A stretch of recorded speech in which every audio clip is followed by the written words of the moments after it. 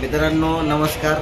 तर मित्रांनो सध्याला अशी परिस्थिती झाली आहे आपल्या पुणे शहरामध्ये रॅपिडोनी स्टुडंट राईड म्हणून हे सुरू केलं त्यांच्या ॲप्लिकेशनमध्ये। तर मित्रांनो त्या स्टुडंट राईडमध्ये आपल्याला मीटरपेक्षा 50-60 रुपये कमी भेटतात। तर मित्रांनो ती राईड आपल्याला परवडत नाही। तर आपण आता नॉर्मली राईड घेतो त्या राईडमध्ये पण आपल्याला पैसे कमी मिळतात, मीटरप्रमाणे पैसे मिळत नाही। तर मित्रांनो कोणतीही राईड असो त्यांनी कंपनींनी फक्त रिक्षा चालकांना येड्यात काढायचं काम सुरू केलंय की स्टुडंट राईड आहे, स्टुडंटकडनं त्यांचा आय कार्ड बघा, कमी पैशामध्ये त्यांना सुविधा द्या। तर आपल्याला आरटीओने मीटर बसवून दिलाय, तर आपण कशाला आरटीओने आपल्याला सांगितलंय का की स्टुडंट लोकांना कमी पैशात तुमच्या मीटरपेक्षा कमी पैसे घ्या।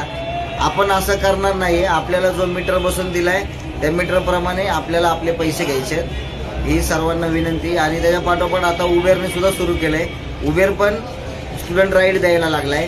तर ती स्टुडंट राईड जरी दिली तरी आपल्याला ती मीटरप्रमाणेच न्यायची आहे। तुम्ही कोणतीही राईड घ्या मीटरप्रमाणे घ्या। आणि आता सध्याला आपण बघतोय पुणे शहरामध्ये बरेच रिक्षा चालकांनी मीटर मोहीम ही गार केलेली आहे।